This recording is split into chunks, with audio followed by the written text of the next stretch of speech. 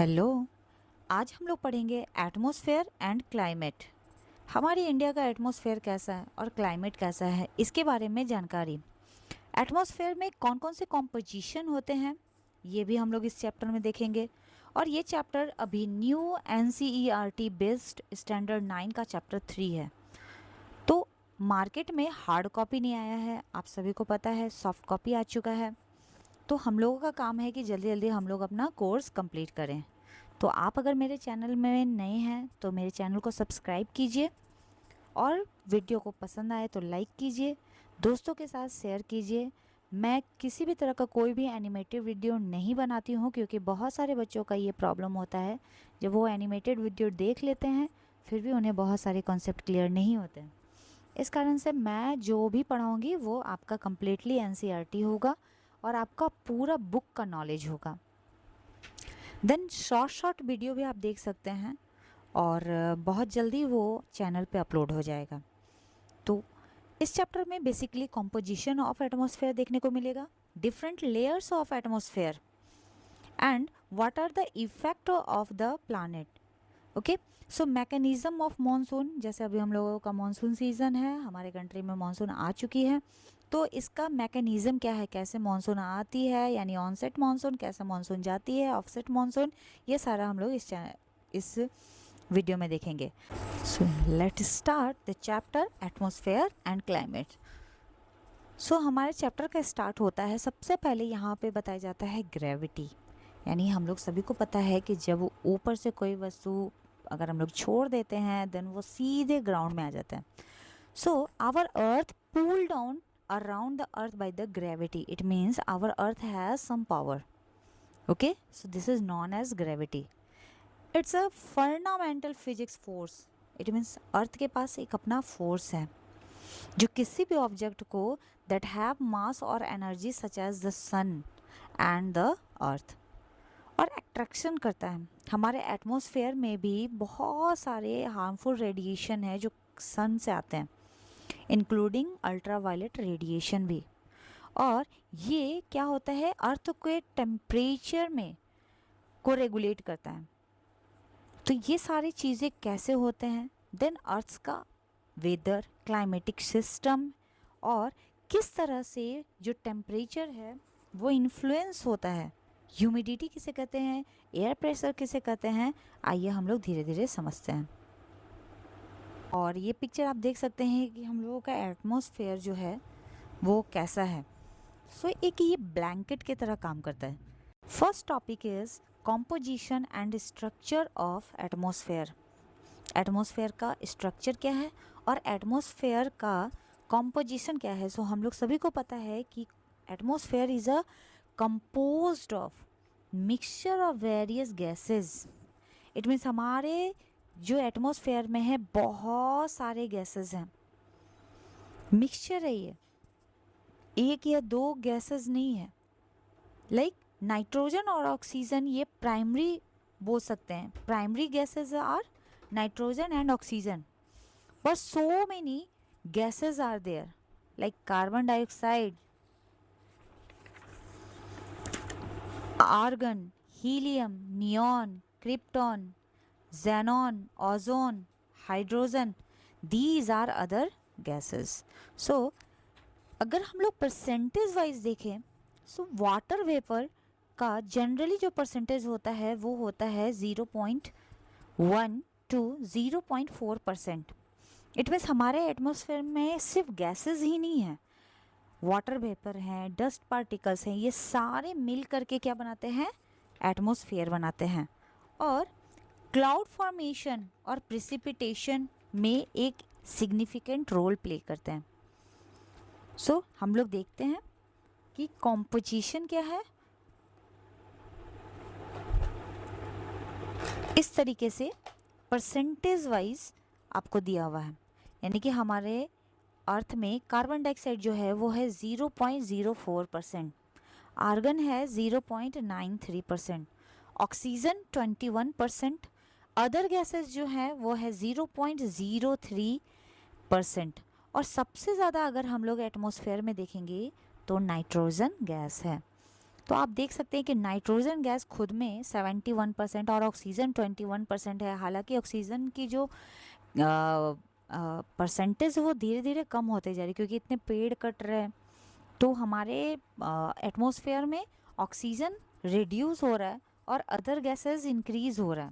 Now structure of atmosphere chapter का ये जो भी टॉपिक है वो सब इम्पॉर्टेंट टॉपिक है और कोशिश कीजिए कि चीज़ों को थोड़ा सा मेमोराइज करने की अच्छे से। So the atmosphere has layered structure, मतलब लेयर वाइज है। जैसे अगर हम लोग ऑनियन यूज़ करते हैं तो एक एक लेयर है, कवर है, अंदर से अगर आप देखेंगे तो 5-6 लेयर्स निकल जाते हैं। तो उसी तरह हमारे एटमॉस्फेयर में भी लेयर है और सारे लेयर का अपना एक बेसिक चेंजेस है। Changes it means temperature and density. जैसे जैसे एल्टीट्यूड बढ़ता है with the increasing altitude, so temperature and density with increasing altitude, so why it will be change. So जैसे हम लोग ऊपर की ओर जाते हैं वहाँ पे जो होता है टेम्परेचर क्या होते जाता है, कम होते जाता है। इसीलिए हिल स्टेशन के लोग जो होते हैं वो कैसा क्लाइमेट फेस करते हैं, कोल्ड क्लाइमेट फेस करते हैं। So temperature will be decrease when we are going to hill station. Okay, so density of the air highest near the earth surface. So हम लोग अगर अर्थ सरफेस के पास हैं तो जो डेंसिटी होगा एयर का वो कैसा होगा, वो ज़्यादा होगा। और जैसे जैसे ऊपर जाएंगे डेंसिटी क्या होते जाएगा, कम होते जाएगा। तो high density high temperature, low density low temperature, ये आपको समझना है। तो इस तरह से आप यहाँ पे देख सकते हैं पिक्चर बना हुआ है, ठीक है। So major layer extending from the earth surface to the outer space are illustrate, यानी कि यहाँ पे हम लोग देखेंगे कि किस तरह से अर्थ सरफेस से ये दिया हुआ है लेयर ऑफ एटमॉस्फेयर, ये आपको याद रखना होगा। सो सबसे पहले जो हम लोगों का क्रस्ट, सबसे टॉप का जो ये अर्थ है और इसका जो टॉप लेयर है इसको हम लोग बोलते हैं क्रस्ट। तो क्रस्ट के सामने का जो लेयर है ये है ट्रोपोस्फेयर। ट्रोपोस्फेयर ट्रोपोस्फेयर और स्ट्रेटोस्फेयर, ट्रोपोस्फेयर के जस्ट ऊपर एक लेयर आता है जिसको बोलते हैं ट्रोपोपाउज। ट्रोपोपाउज यानी ट्रोपोस्फेयर और स्ट्रेटोस्फेयर के बीच में जो लेयर होता है वो होता है ट्रोपोपाउज।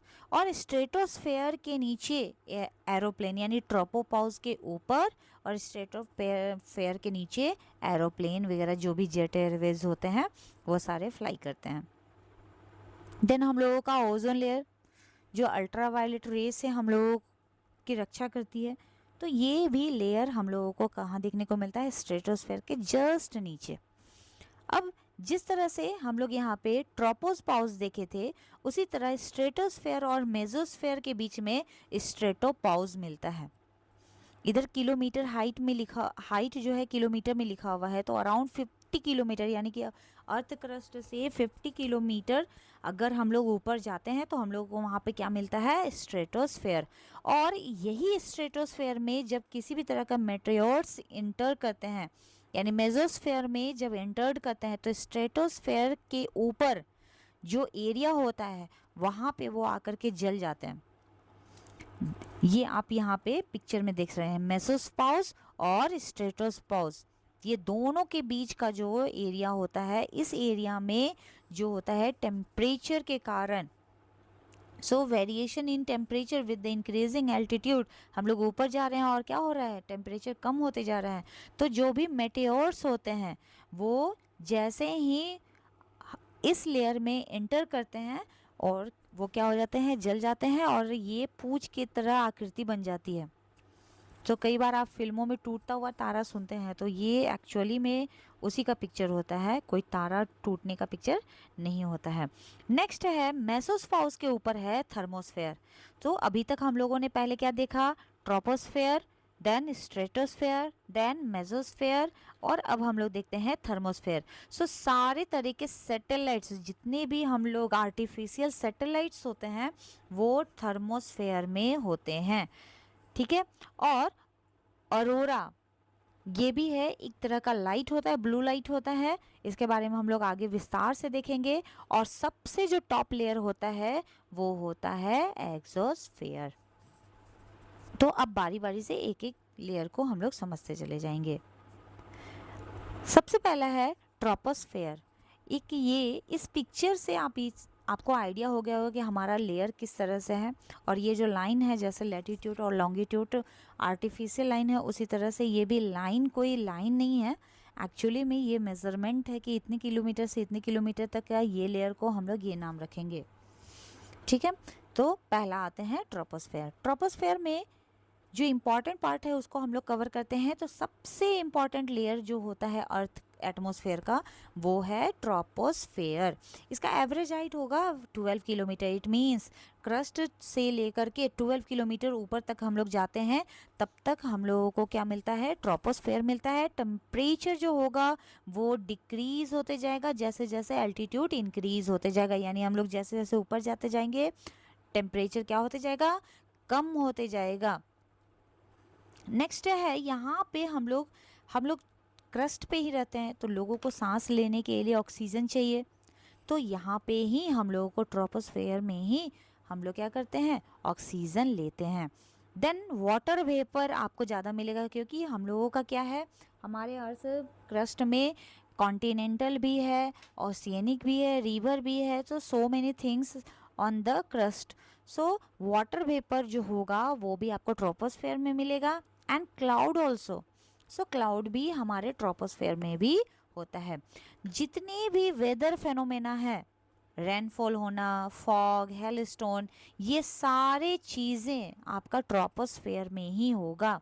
यानी कि हर तरह से जो भी हम लोग देखते हैं डे टू डे लाइफ में, वो सारे घटना कहाँ घटते हैं, ट्रोपोस्फेयर में घटते हैं। The troposphere is separated from the stratosphere by a transition zone known as tropopause. अभी आप लोगों को जस्ट पिक्चर में देखा था कि यहाँ पर ट्रोपोस्फेयर और स्ट्रेटोस्फेयर के बीच में एक पतली सी लाइन होती है जिसको ट्रोपोपाउस बोलते हैं। तो यहाँ पे इसको जोन को अलग करने का काम करता है। नेक्स्ट आते हैं हम लोग स्ट्रेटोस्फेयर। स्ट्रेटोस्फेयर स्ट्रेटोस्फेयर कौन होगा, तो just above of troposphere is known as stratosphere and extending up to 50 kilometre. अभी तक हम लोगों ने देखा कि ट्रोपोस्फेयर 12 किलोमीटर तक था, ट्रोपोस्फेयर 12 किलोमीटर तक था। अब स्ट्रेटोस्फेयर जो होगा वो होगा 50 किलोमीटर तक। ये एरिया जो कहलाएगा वो क्या कहलाएगा, स्ट्रेटोस्फेयर। अब इसी लेयर में जितने भी एरोप्लेन्स हैं वो फ्लाई करते हैं। इसका सिर्फ और सिर्फ एक ही रीज़न है कि ये जो जोन होता है वो क्लाउड फ्री जोन होता है और किसी भी वेदर का डिस्टरबेंस यहाँ पे नहीं होता है। वेदर कैसा भी हो, क्लाउडी हो, रेनी हो, इससे कोई फ़र्क नहीं पड़ता। तो जो भी एयरवेज हैं वो सारे स्ट्रेटोस्फेयर में फ्लाई करते हैं। नेक्स्ट है, हम लोगों ने देखा था अभी जस्ट पिक्चर में कि एरोप्लेन भी है और ओजोन लेयर भी है। तो ओजोन लेयर क्या करता है, हमें अल्ट्रावायलेट रेज से बचाता है, अल्ट्रावायलेट रेडिएशन से बचाता है। तो ये है। और इसके बाद हम लोगों ने देखा कि स्ट्रेटोस्फेयर और मेसोस्फेयर के बीच में एक पाउज आता है जिसको बोलते हैं स्ट्रेटोपाउज।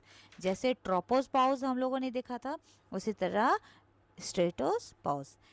नेक्स्ट आते हैं हम लोग mesosphere. Mesosphere third layer of the atmosphere. ये तीसरा लेयर है हमारे एटमॉस्फेयर का, थर्ड लेयर ऑफ एटमॉस्फेयर। ये अप टू 80 किलोमीटर तक ये लेयर है और इसका टेम्परेचर डिक्रीज होगा क्योंकि एल्टीट्यूड क्या हो रहा है, धीरे धीरे ऊंचाई की ओर जाता है। और इस लेयर की सबसे बड़ी खूबसूरती ये है कि जैसे ही कोई मेटेरियर्स इंटर करता है, मेटेराइट्स इंटर करता है, और वो क्या हो जाता है, वो जल जाता है और वही पूंछ की आकृति का वो पिक्चर बनाता है जिसे हम लोग सोचते हैं कि टूटता हुआ तारा है। तो ये चीज़ आपको याद रखना है कि मेसोस्फेयर में ही सारे मेटेराइट्स जल जाते हैं। अब आते हैं हम लोग थर्मोस्फेयर, जो फोर्थ लेयर है हमारे एटमॉस्फेयर का। थर्मोस्फेयर में जो होता है यहाँ पर भी सेम चीज़ है, टेम्परेचर राइजेस वेरी रैपिडली। यहाँ थोड़ा सा आपको देखने को मिलेगा changes. Temperatures rises very rapidly with increasing altitude. अभी तक हम लोगों ने तीन लेयर में ये चीज़ देखा कि जैसे जैसे एल्टीट्यूड बढ़ता है टेम्परेचर घटता है, लेकिन थर्मोस्फेयर में टेम्परेचर क्या होता है, हम लोग ऊपर की ओर बढ़ते हैं तो टेम्परेचर भी बढ़ जाता है। अब यहाँ पे आप ये देखेंगे कि the gases molecule in this layer observe X rays. जो एक्सरेज आते हैं वो ऑब्जर्व कर लेते हैं इस लेयर के। थर्मोस्फेयर में जो मॉलिक्यूल्स अवेलेबल होता है वो सारे एक्सरेज को क्या कर लेता है, ऑब्जर्व कर लेता है and short wave of ultraviolet radiation of the sun. और इसका जो एक्सटेंशन होगा वो 80 किलोमीटर से लेकर के 700 किलोमीटर तक, यानी ये जो थर्मोस्फेयर है ये काफ़ी लंबा हम बता सकते हैं कि ये लेयर होता है। और यहाँ पे with the radio transmission by reflecting radio waves transmitted from the earth back toward. So जो रेडियो तरंगे होती हैं वो इसी लेयर में देखने को मिलती है, थर्मोस्फेयर में। ठीक है, क्यों ऐसा होता है, तो ionosphere is a part of thermosphere. यहाँ पे एक लेयर आपको देखने को मिलेगा, इस पिक्चर में क्लियरली आपको एक लेयर देखने को मिलेगा जो यहाँ पे आयरोस्फेयर के नाम से जाना जाता है। यहाँ पे देख लीजिए सैटेलाइट है और जो लेयर होगा वो कैसा होगा, तो क्योंकि आयरन कंटेंट होने के कारण इसको बोला गया है आइनोस्फेयर। ठीक है, additionally northern and southern light auroras also occur in the thermosphere. तो यहाँ पे एक ब्लू लाइट देखने को मिलता है, ये पिक्चर में आप देख सकते हैं, यहाँ पे उसको बोलते हैं अरोरा। इस तरह का लाइट देखने को मिलता है।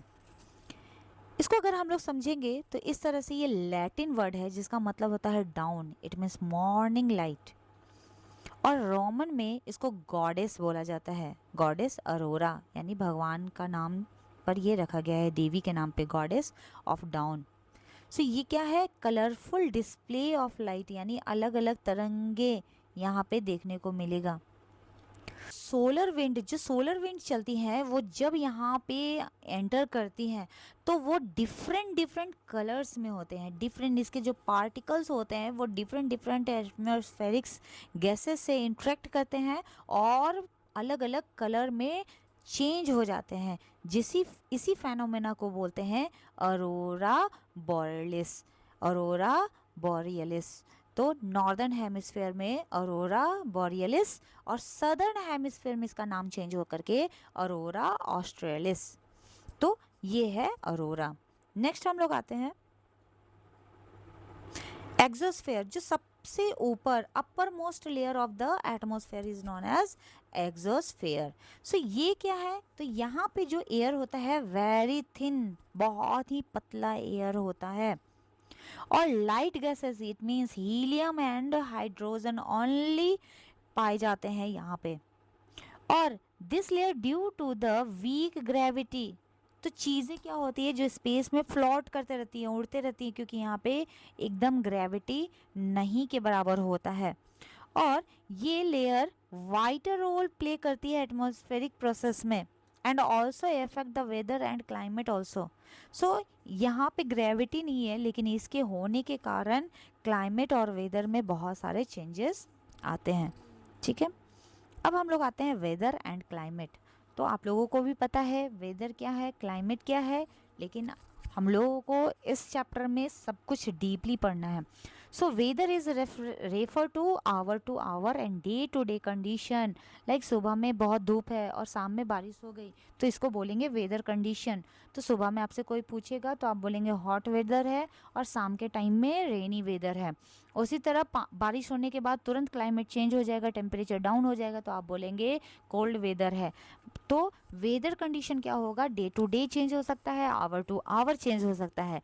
लेकिन इसी को अगर हम लोग लॉन्ग टाइम के लिए देखें, अगर लॉन्ग पीरियड टाइम के लिए रेफर करें तो ये क्लाइमेटिक कंडीशन हो जाता है। सो क्लाइमेट कैसा होगा, weather day to day change होगा, लेकिन क्लाइमेट ये लॉन्ग पीरियड में, मतलब 10 साल 20 साल 30 साल से सेम क्लाइमेट है। इसका एक अच्छा एग्जांपल आप देख सकते हैं, जैसे हम लोग कश्मीर जाते हैं या कोई हिल स्टेशन जाते हैं तो गर्मी के दिनों में भी वहाँ ठंडा लगता है। वही हम लोग सदर्न पार्ट में जाते हैं, कोस्टल एरिया में जाते हैं तो वहाँ का क्लाइमेट हम लोगों को ऐसा मिलता है, ह्यूमिड मिलता है और हॉट क्लाइमेट मिलता है।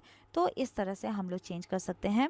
तो climate refer to sum total of weather condition and variation over large area for and extended period of time, usually 30 years और मोर।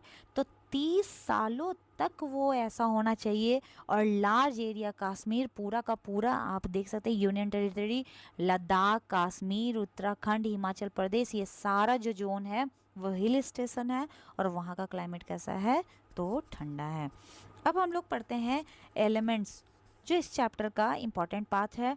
तो elements of weather and climate, ऐसा क्या होता है कि वेदर और क्लाइमेट डे टू डे या फिर लॉन्ग टाइम के लिए चेंजेस होता है। हमारे इंडिया में या पूरे वर्ल्ड में देखेंगे तो क्लाइमेट कई कारण से चेंज होता है। तो इसको हम लोग बारी बारी से समझते हैं। तो सबसे पहले यहाँ पे एक वर्ड दिया है, isolation. The incoming solar energy from the sun that is intercepted by the earth is called isolation. तो ये हम लोगों का ये अर्थ है और यहाँ पे इक्वेटर है। तो हम लोग सभी को पता है कि सन रेज कहाँ पे पड़ता है, directly. So sun rays directly falls on equator. So equatorial region, ये जो टोरिड जोन है, ये सबसे ज़्यादा गर्म एरिया होता है। टोरिड जोन क्या होता है, अर्थ का सबसे ज़्यादा गर्म एरिया होता है। और टोरिड के ऊपर का एरिया नॉर्थ टेम्परेट और टोरिड के नीचे का एरिया होता है साउथ टेम्परेट। और यहाँ पे जो होगी क्लाइमेट कैसा होगा, मॉडरेट होगा। और ये नॉर्थ फ्रिजिड जोन है और ये साउथ फ्रिजिड जोन है। तो यहाँ पे कैसा होगा, फ्रिजिड जोन होगा। जैसे आप लोग जानते हैं साउथ पोल में हम लोगों का कौन सा कॉन्टिनेंट है, अंटार्कटिका कॉन्टिनेंट है जहाँ पे।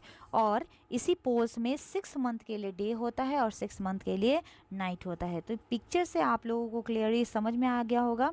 और यहाँ पे देखिए ये जो सनरेज है ये स्लैंटिंग पड़ता है पोल्स में और इक्वेटर में एकदम सीधा पड़ता है। तो जहाँ सीधा पड़ेगा वहाँ टेम्परेचर क्या होगा, ज़्यादा होगा। तो ये चीज़ है। तो आइसोलेशन, सो सब first thing is temperature. So according to the temperature weather and climate will be affected. So next is humidity. Humidity कैसा है, तो ह्यूमिडिटी कैसा होगा, जब भी हम लोग देखते हैं कि वाटर हमारे अर्थ सरफेस में है और वो जब गर्म होता है तो वो वाटर वेपर बनाता है। जब वाटर गर्म होता है तो क्या बनाता है, वाटर वेपर बनाता है। When level of water vapour is earth are high leads to humidity. जहाँ पे वाटर वेपर ज़्यादा होगा, यानी कि वायु में, एयर में जो वाटर वेपर का कंटेंट होगा वो क्या होगा, ज़्यादा होगा। ज़्यादा पानी गर्म होगा तो ज़्यादा होगा। सो ह्यूमिडिटी क्या हो जाएगा, presence of water vapour in the air. Humidity उसी को कहते हैं कि एयर में जो वाटर वेपर का प्रेजेंस होता है उसी को क्या बोलते हैं, ह्यूमिडिटी होता है। अब टेबल अगर ह्यूमिडिटी ज़्यादा होगा तो आपको पसीने बहुत ज़्यादा आएंगे और वेदर कैसा होगा, बहुत टाइम लगेगा कपड़े सूखने में। So like humidity it means weather condition जो होगा, एयर में क्या किस चीज़ की मात्रा ज़्यादा हो जाएगी, तो वाटर वेपर की मात्रा ज़्यादा हो जाएगी। अब हम लोग आते हैं प्रेसिपिटेशन। सो प्रेसिपिटेशन क्या होता है, तो प्रेसिपिटेशन क्या होता है, saturated with the water vapour, यानी कि जब वाटर वेपर धीरे धीरे ठंडा हो जाता है उसी को बोलते हैं हम लोग प्रेसिपिटेशन। प्रेसिपिटेशन बहुत सारे चीज़ में आ सकता है, जैसे included drizzle, rain, snow, slit, hello. तो जब बारिश होती है तो कहीं पे रेन होता है, कहीं पे स्नोफॉल होने लगता है, कहीं पे हेल स्टॉर्म होता है। तो ये सारी चीज़ें क्या बताते हैं, precipitation. The main factor affect precipitation include prevailing wind, mountain season. Mountain area में होगा तो वहाँ पे क्या होगा, स्नोफॉल होगा। विंड अगर चलेगा, सीज़न होगा, अगर रेनी सीज़न है तो बारिश के टाइम में अगर बारिश होती है तो प्रेसिपिटेशन कैसा होगा, रेन होगा। सो ये सारी चीज़ें बहुत मायने रखती है। Rain is the most common precipitation and lower temperature of a place. तो सबसे ज़्यादा जो प्रेसिपिटेशन देखने को मिलता है वो किस फॉर्म में देखने को मिलता है, रेन के फॉर्म में देखने को मिलता है। एंड ग्राउंड वाटर जो कलेक्शन होता है वो रेन वाटर से ही होता है। ठीक है, नेक्स्ट टॉपिक हम लोगों का है atmospheric pressure. Pressure atmospheric pressure हम लोग देखे हैं कि जो weight of the air on the earth surface, हवा का जो वेट है, इस चीज़ को बोलते हैं एयर प्रेशर। और जैसे जैसे हम लोग हायर जाते हैं, जैसे एल्टीट्यूड में अगर हम लोग हायर जाएंगे तो प्रेशर फॉल्स, एयर प्रेशर कम होते जाएगा। और it is highest at sea level and decrease with altitude. So सबसे ज़्यादा अगर एटमॉस्फेरिक प्रेशर कहाँ होगा तो सी लेवल के पास होगा, और धीरे धीरे धीरे धीरे ये क्या होगा, घटते चला जाएगा। ठीक है, अब यहाँ पे देखना है कि areas high temperature air heats and heat up and rises, this create low air pressure. तो जहाँ पे एरिया ज़्यादा टेम्परेचर होगा वहाँ पे कैसा होगा, लो प्रेशर एरिया होगा। और low pressure is associated with the cloudy skies and wet weather. और कैसा स्काई होना चाहिए, तो क्लाउडी स्काई होना चाहिए। अब वही चीज़ है, लोअर टेम्परेचर, जहाँ जिस एरिया में लोअर टेम्परेचर होगा वहाँ का एयर कैसा होगा, कोल्ड होगा। और यहाँ पे एयर प्रेशर कैसा होगा, creating a high pressure area. So अगर टेम्परेचर हाई होगा तो लो एयर प्रेशर, और अगर टेम्परेचर लो होगा तो हाई एयर प्रेशर। तो ये जस्ट ऑपोजिट होता है, ये चीज़ हम लोग देख सकते हैं। और एयर जो मूव होता है वो हमेशा कहाँ से होता है, हाई प्रेशर एरिया से लो प्रेशर एरिया में जाता है। यानी ठंडी हवाएं हमेशा कहाँ बहेगी, गर्म के ओर बहेगी। लो प्रेशर कहाँ होगा, जहाँ टेम्परेचर ज़्यादा होगा। हाई प्रेशर कहाँ होगा, जहाँ टेम्परेचर कम होगा।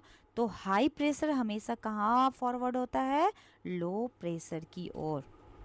ये आप यहाँ पे देख सकते हैं, यहाँ पे H फॉर हाई और L फॉर लो। तो हाई प्रेशर से कहाँ जा रहा है, ये देखिए ये लो प्रेशर की ओर जा रहा है। नेक्स्ट है विंड। सो नेक्स्ट जो फैक्टर है वो है विंड। विंड कैसा है, किधर से हवाएं चल रही है। सो अगर air, if air is from moving from high pressure area, high pressure मतलब ठंडी हवाएं, to low pressure area is called wind. और ये कैसा होता है, स्ट्रॉन्ग होता है, यानी तेज हवाएं चलेगी। और अपने साथ साथ क्या करेगी, लिफ्ट्स हैं, डस्ट पार्टिकल्स हैं, और जो भी उसको सामने में मिलेगा वो सबको क्या करेगी, अपने साथ उड़ाते हुए लेके चली जाएगी। इसी को बोलते हैं विंड। सो हम लोगों ने इतने सारे फैक्टर्स देखे, इसको एक बार, elements and weather, climatic pressure तो temperature, then after humidity, then after precipitation, then after atmospheric pressure, and last one is wind. यहाँ पे दिया हुआ है wind और common effect. So कितना स्पीड है, 0 to 1, 6 to 11, 39 to 49, 103 to 117। यानी कि यहाँ पे ये क्या है, आंधी का स्ट्रॉम। ओके, चलिए हम लोग नेक्स्ट टॉपिक की ओर बढ़ते हैं। आप लोगों ने बहुत पहले लैंड ब्रीज और सी ब्रीज के बारे में पढ़ा होगा, ठीक है। आइए हम लोग इसको अच्छे से समझते हैं। सी ब्रीज क्या होता है और लैंड ब्रीज क्या होता है। So sea breeze, it is a local wind that blow from sea to land during the day. Sea breeze sea से लैंड की ओर जाएगा और land breeze land to sea की ओर जाएगा। So common differences between sea breeze और land breeze, sea breeze sea से लैंड की ओर ड्यूरिंग द डे, और land breeze land to sea during the night. Sea breeze दिन में और लैंड ब्रीज रात में। अब क्या होगा, land, when the land become relatively warmer than sea, तो दिन के टाइम में जो लैंड होता है वो ज़्यादा गर्म होता है सी के हिसाब से, तो सी कम गर्म होगा और लैंड ज़्यादा गर्म होगा, तो कम गर्म यानी कि लो प्रेशर से हाई प्रेशर से किधर की ओर जाएगा, लो प्रेशर की ओर। तो जहाँ पे ठंडी हवाएं होंगी वो गर्म हवाओं की तरफ मूव करना शुरू कर देगा, तो यही चीज़ होता है सी ब्रीज। और just opposite, land cool faster than sea at night. Land क्या होता है, दिन में बहुत जल्दी गर्म हो जाता है और उतना ही जल्दी रात में क्या हो जाता है, ठंडा हो जाता है। तो रात में क्या होगा, लैंड ठंडा होगा और सी का टेम्परेचर क्या होगा, गर्म होगा। सो यहाँ पे सी क्या होगा, the sea and the land is low and the wind speed is low. Picture में दिया हुआ है, ये है आपका सी ब्रीज। सी मतलब सी से एयर, सी से एयर कहाँ जाएगा, लैंड की ओर। और ये कब होगा, डे में। और यहाँ पे नाइट यानी लैंड से हवाएं किधर जाएगी, सी की ओर। कब होगा, नाइट में। ठीक है, चलिए आगे बढ़ते हैं हम लोग। Season in India. सो हमारे इंडिया में एक बरस के मौसम 4, ठीक है ना, पतझड़, सावन, बसंत और बहार। लेकिन हम लोगों को विस्तार में देखना है कि कौन कौन से सीज़न है और उसका क्या क्या इफ़ेक्ट होता है। तो फर्स्ट है winter season. Winter season, the Indian meteorological department IMD has recognised 4 distinct season in India. IMD, the Indian meteorological department. और इसी के अनुसार 4 मेजर सीजन डिवाइड किए गए हैं। तो फर्स्ट हम लोग देखते हैं विंटर सीजन, जो जनरली कब से स्टार्ट होता है, स्टार्टिंग फ्रॉम दिसंबर और ख़त्म कब होता है, अप्रैल में। लेकिन अभी का जो क्लाइमेट है तो मार्च से ही गर्मी लगना शुरू हो जाता है, बट आपको ध्यान में रखना है कि दिसंबर से अप्रैल तक।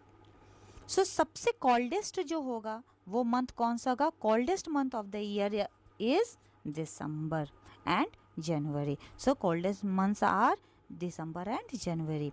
इसका जो north west around 10 to 15 temperature degree आपका रहता है टेम्परेचर। और टेम्परेचर क्या होता है, increase toward the equator reaching around 20। तो इक्वेटर के पास हम लोग को ऐसे भी पता है टोरिस्ट जोन है, तो आप इक्वेटर के पास जाएंगे तो विंटर सीजन हो, समर सीजन हो, तो वहाँ का टेम्परेचर हमेशा क्या होगा, हाई ही देखने को मिलेगा। नेक्स्ट आते हैं समर और प्री मानसून, यानी मानसून आने से पहले का जो सीज़न होता है उसी को हम लोग बोलते हैं समर सीज़न। और हमारे इंडिया में अप्रैल से जून तक ये सीज़न चलता है और जुलाई तक भी ये चलता है नॉर्थ वेस्टर्न इंडिया में। सो इन द वेस्टर्न और southern reason the hottest month अप्रैल। तो सबसे कोल्डेस्ट मंथ कौन सा था, तो दिसंबर और जनवरी। हॉटेस्ट मंथ कौन सा होगा, अप्रैल। सो यहाँ पे कुछ रीजन में मई भी दिखा जाएगा और जो टेम्परेचर होगा 32 to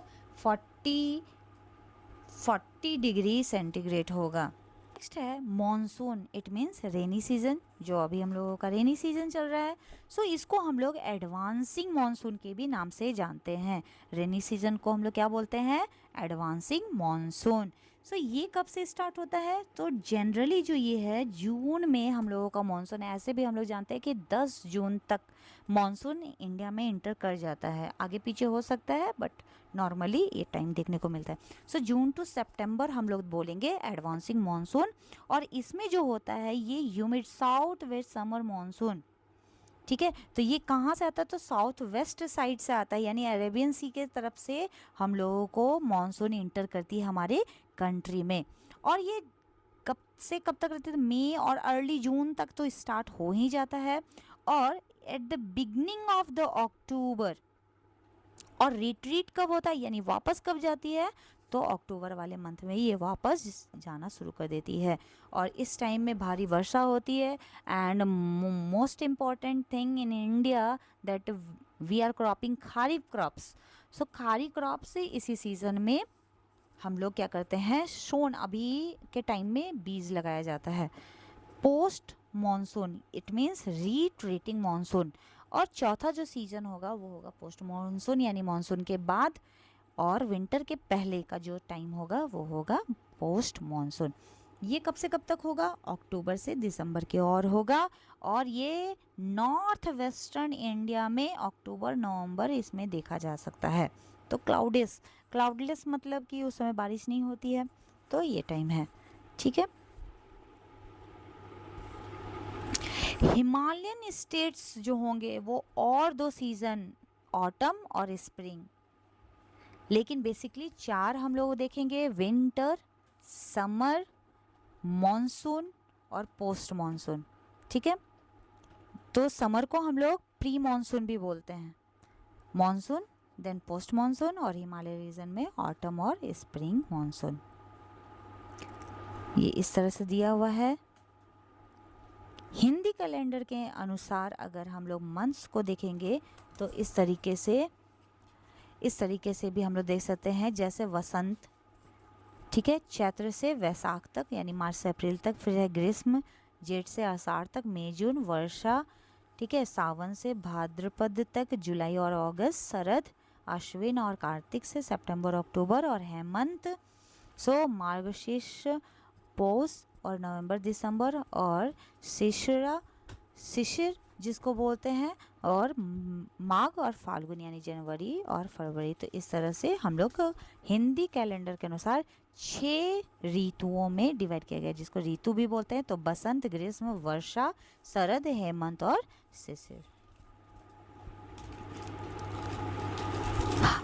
अब हम लोग आते हैं मॉनसून के बारे में, देखते हैं मॉनसून क्या है। तो मॉनसून जो है वो influenced by the monsoon wind, यानी कि मॉनसून विंड जब चलना शुरू होती है, मॉनसून क्या है? It refers to the seasonal reversal in the wind direction during a year. जब अपना विंड जो है अपना डायरेक्शन चेंज कर लेता है तो उसी को हम लोग क्या बोलते हैं? मॉनसून बोलते हैं।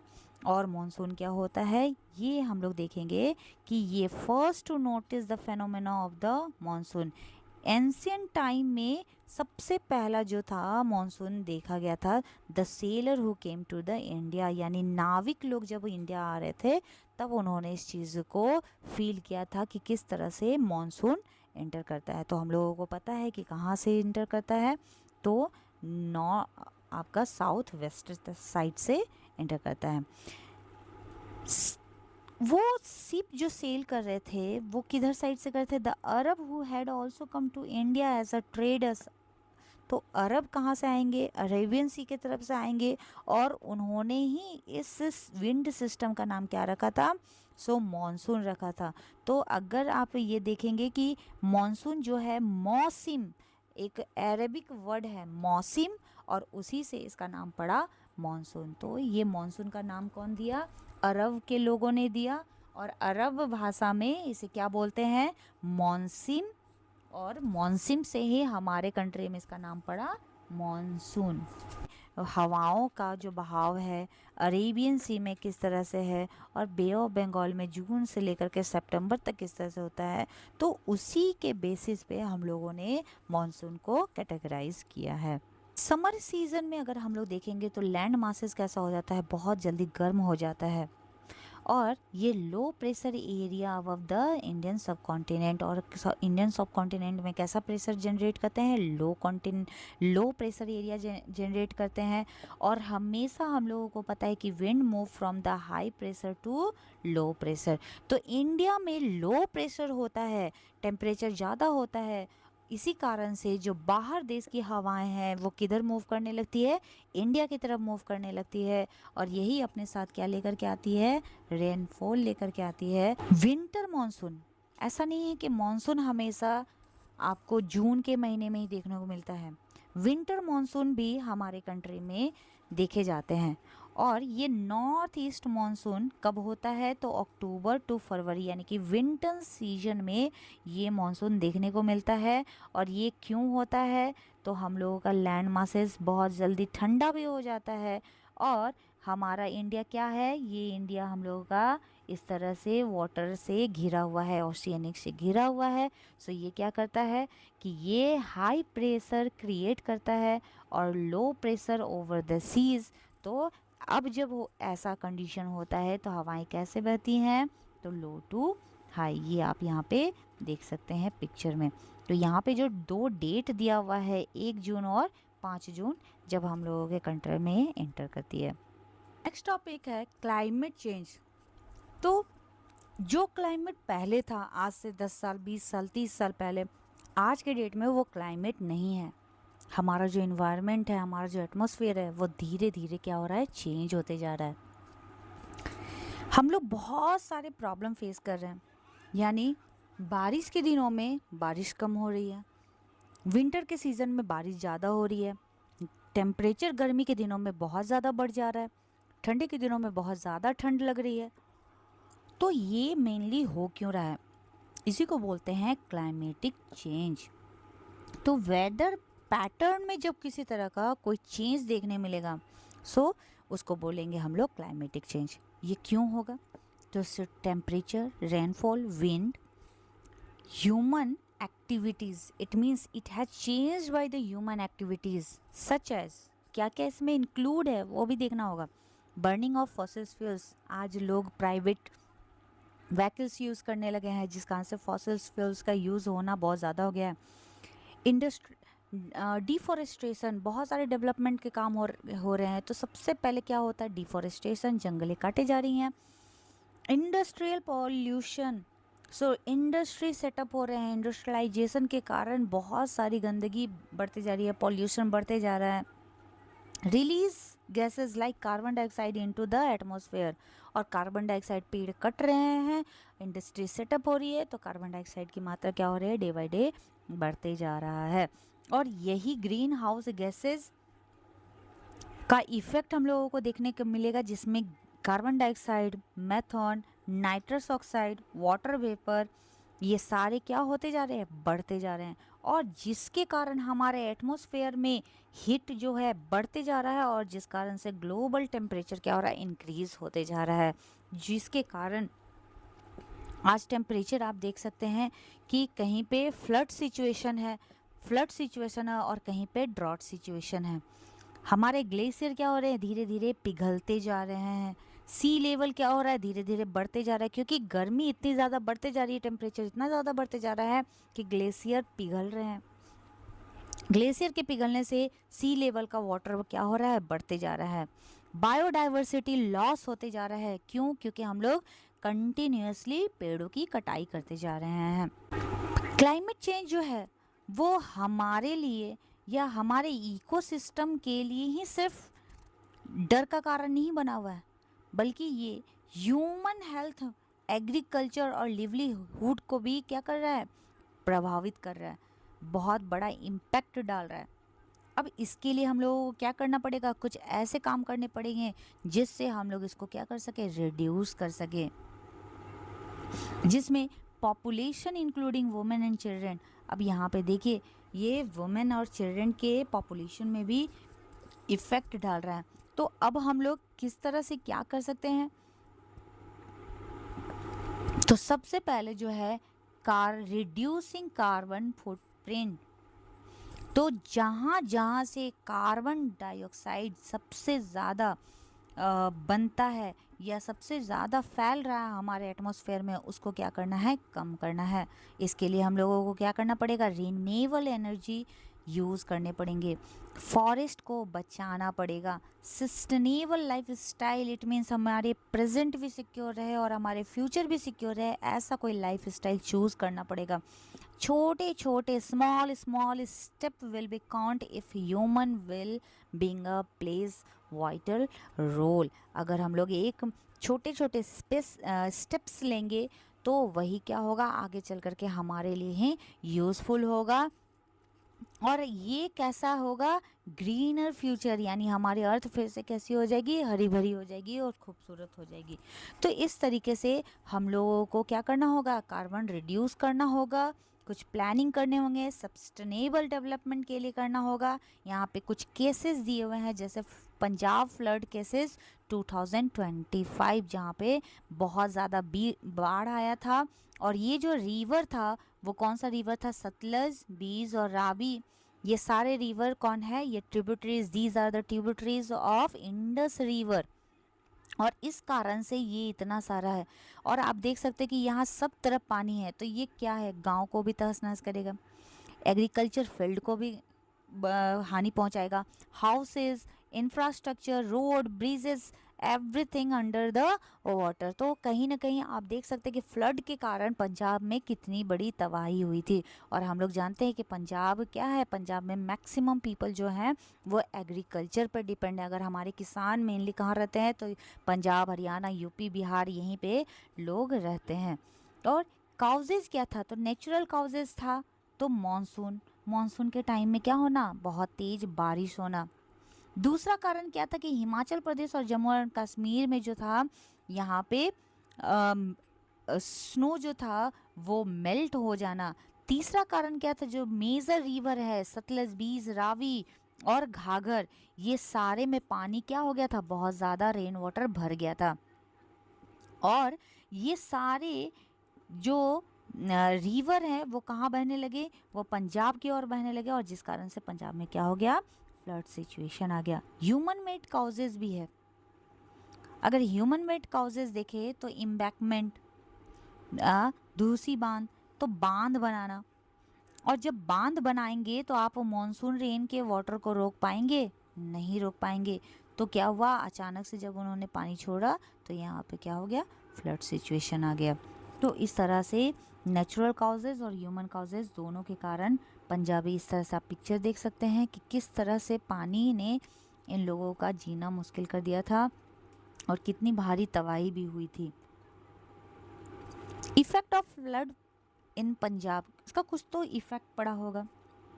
कितने सारे लाइव्स, कितने सारे लोगों की जानें चली गई।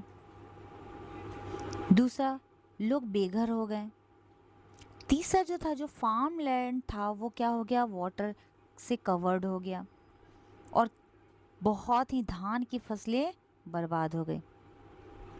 वहाँ पे रेयरिंग एनिमल्स और पोल्ट्री, डेयरी फार्म, ये सारे डैमेज हो गए। कितने सारे कैटल्स मर गए, रोड ब्रिजेस टूट गए, और इतना ज़्यादा प्रॉब्लम हुआ कि वाटर बोर्न डिजीज़ेस, जहाँ तहाँ पानी जो जमा हो गया तो सैनिटेशन का प्रॉब्लम होना शुरू हो गया, वाटर डिजीज़ेस फैल गए। सो इस तरह से हम देख सकते हैं कि क्लाइमेटिक कंडीशन के कारण कितना ज़्यादा लोग सफ़र करते हैं। तो हमारा चैप्टर कंप्लीट हो चुका है और इस चैप्टर से हमें यही चीज़ समझ में आई कि नेचुरल डिजास्टर है जिसको हम लोग कंट्रोल नहीं कर सकते हैं, लेकिन जो ह्यूमन एक्टिविटीज़ है, पेड़ों की कटाई करना, अंधाधुंध इंडस्ट्री सेटअप करना, बिना लोगों के बारे में सोचे हुए कहीं भी आप पॉल्यूशन फैला रहे हैं, तो ये सारी एक्टिविटीज़ करने से कहीं ना कहीं हम ही को नुकसान है। तो हमें सस्टेनेबल डेवलपमेंट प्रोग्राम में पार्टिसिपेट करना चाहिए और बहुत ही सोच समझ करके फॉसिल्स फ्यूल्स का यूज़ करना चाहिए। जितना ज़्यादा हम डिफॉरेस्टेशन को टाइम देते हैं तो उसके जगह पे एफॉरेस्टेशन अपनाना चाहिए। सो अगर आपको ये पूरा वीडियो पसंद आया हो तो प्लीज़ लाइक करें, दोस्तों के साथ शेयर करें। नेक्स्ट मैं कुछ दिनों में फिर से एक नया चैप्टर 4 लेकर के आऊँगी। और मैं धीरे धीरे कुछ बच्चों ने कमेंट भी किया था कि मैम आप स्मॉल टॉपिक चैप्टर से निकाल करके, तो मैं कोशिश करूँगी कि फुल चैप्टर के साथ साथ कुछ कुछ टॉपिक्स भी मैं इसमें अलग से उसका वीडियो डाल दूँ ताकि आपको हेल्प मिले। So thank you so much, मिलते हैं नेक्स्ट वीडियो में।